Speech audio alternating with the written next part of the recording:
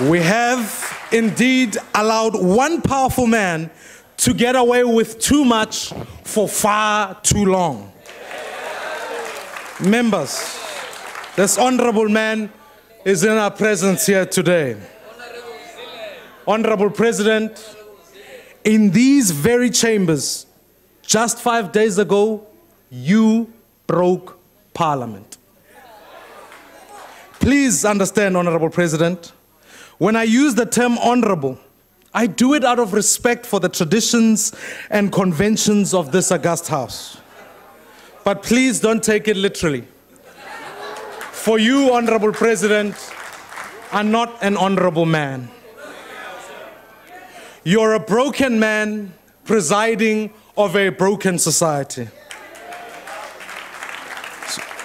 See, you're willing to break every democratic institution to try and fix the legal predicament you find yourself in. You're willing to break this parliament if it means escaping accountability for the wrongs you have done. You see, on Thursday afternoon, outside this very house, members of parliament were being arrested and assaulted by your riot police. A few hours later, inside this house, our freedom to communicate was violated by an order to jam the telecommunications network. Not long after that, armed police officers in plain shirts stormed into this sacred chamber and physically attacked members of this house. This was more than an assault on members of parliament. It was an assault on the very foundations of our democracy, honorable members. We knew at that very moment that our democratic order was in grave danger. But here's the question. What did you do, Mr. President? You laughed. You laughed while the people of South Africa cried for their beloved country. You laughed while trampling Madiba's legacy in the very week that we celebrated 25 years of his release. Honorable President, we will never, ever forgive you for what you did on that day.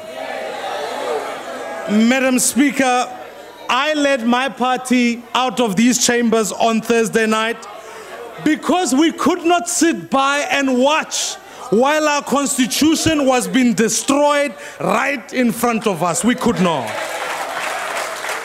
For 6 years, he has run from 783 counts of corruption, fraud, and racketeering that have haunted him from before the day he was elected.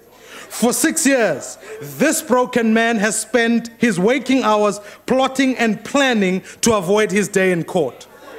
In this broken man's path of disruption lies a litany of broken institutions, each one of them targeted because of their constitutional power to hold him account. A broken SARS that should have investigated the fringe tax benefits from Nkandla, the palace of corruption that was built by the people's money. A broken NPA that should have continued with its prosecution of the president without fear or favor. A broken SIU, a broken Hawks, a broken SAPS. And so we can go on with the list of institutions President Zuma is willing to break to protect himself and his friends. This is why we're a broken society. Because the abuses do not stop at the door of the union buildings. The power abusing is happening at every level.